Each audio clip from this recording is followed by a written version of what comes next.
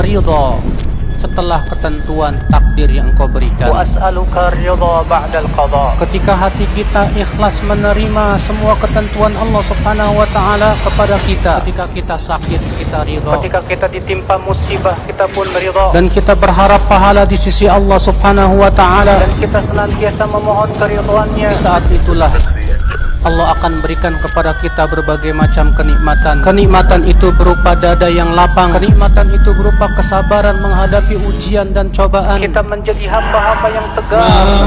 ما أصاب من مصيبة إلا بإذن الله ومن يؤمن بالله يهد قلبه والله بكل شيء عليم. Di dalam Al-Quran surat Tahrim ayat 6 Allah berfirman, A'udzubillahi minasyaitonirrajim, Ya ayyuhalladzina amanu qu anfusakum wa ahlikum nara wa quduhan nasu wal hijarah 'alaiha malaikatun giladun shidadun la ya'sunallaha ma amara wa yaf'aluna ma yu'marun.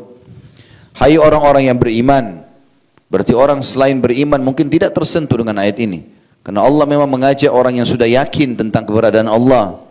Selamatkan dirimu, selamatkan keluargamu, istri, anak, ya, suami, orang tua, siapa saja, kerabatmu, orang-orang terdekatmu dari api neraka.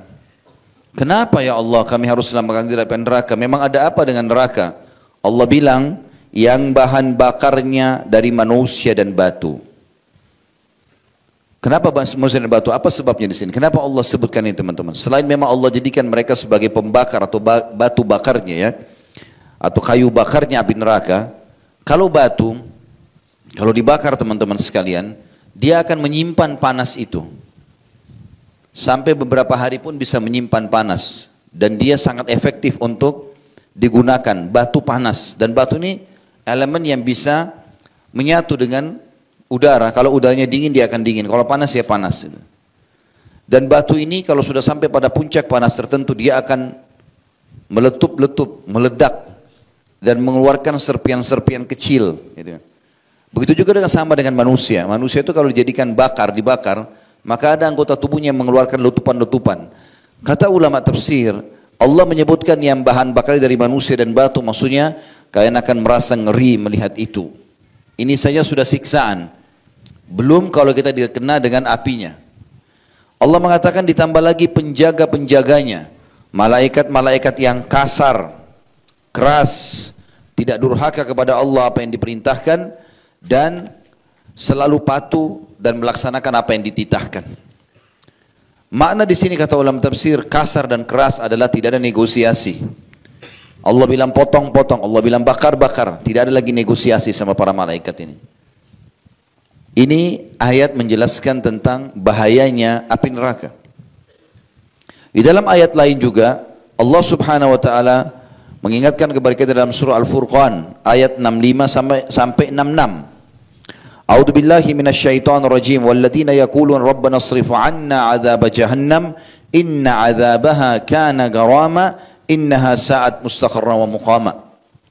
Dan orang-orang yang selalu berkata dan berdoa, orang beriman selalu berdoa, Ya Rabb kami, jauhkanlah kami, selamatkanlah kami dari azab neraka jahannam. Karena sungguhnya azabnya itu membuat kebinasaan yang kekal. Sungguh jahannam itu seburuk-buruk tempat menetap dan tempat kediaman. Kata ulama tafsir, kenapa Allah Subhanahu wa taala menyebutkan tempat atau seburuk-buruk tempat? Karena di neraka teman-teman tidak ada lagi kematian. Seseorang kalau disiksa, naudzubillah, dari awal dia masuk sampai entah berapa lama tidak pernah berhenti dan istirahat dari siksa. Kalau seandainya kita bicara penjara dunia, kalau ada orang di penjara di dunia ini, kemudian ada masa dia dihukum atau disiksa, dicambuk misalnya, maka kita tahu sama-sama tidak akan mungkin 24 jam. Karena yang menyambuknya pun pasti ada waktu letihnya. Di penjara bahkan ada waktu istirahat, ada waktu makan, ada waktu mandi. Walaupun tempatnya tidak senyaman kalau di rumah. Kalau neraka bukan seperti itu teman-teman sekalian. Jauh sekali perbedaannya. Neraka akan disiksa dan tidak akan pernah ada kematian. Bisa dibayangkan kalau seluruh daging kita terlepas dari tulang, dan mata kita pun tercabut, tapi tidak mati. Kita rasakan sakitnya. Lalu Allah kembalikan lagi itu, diutuhkan lagi.